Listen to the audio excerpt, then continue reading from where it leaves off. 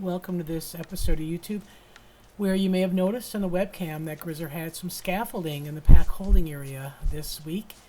We contracted with people to work on the roof line, as well as trying to do a little bit more work on the pup observation area.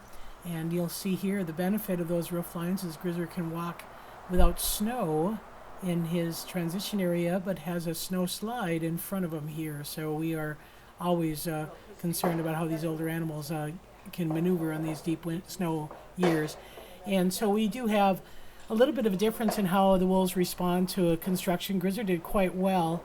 Axel here is demonstrating a couple of the stress indicators that we use to observe wolves, the yawning and the licking of the lips, as well as the ears flat back. This is Grayson, we provided a little bit of food for distraction to help them work through some of that anxiety. And you see quite a bit of difference response. Bolts and Denali kind of go about their business, where Axel and Grayson are stressed about it. Again, yawning and licking the lips, blinking, all signs of stress. In 2016, we clearly didn't do a good enough job in exposing them to the sights and sounds of the exhibit. Add to that wind condition, which we've been having recently, some spring winds coming in, and you see some pretty timid wolves. So you notice Bolts there laying with his ears pricked and turned sideways, a little intimidated, versus Grayson just completely flat back in submission.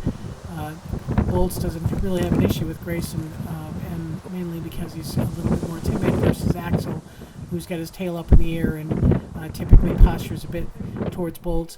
But you do see a seasonal change. Pack is traveling together. That's Denali heading up the hill, followed by Axel, followed by Bolts, and then Grayson does get up and join them and traveling as a group. So it's time for the change of hormones as we get into spring.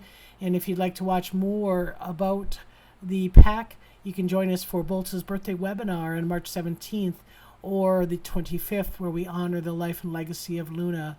So that's it. Until we see you next time.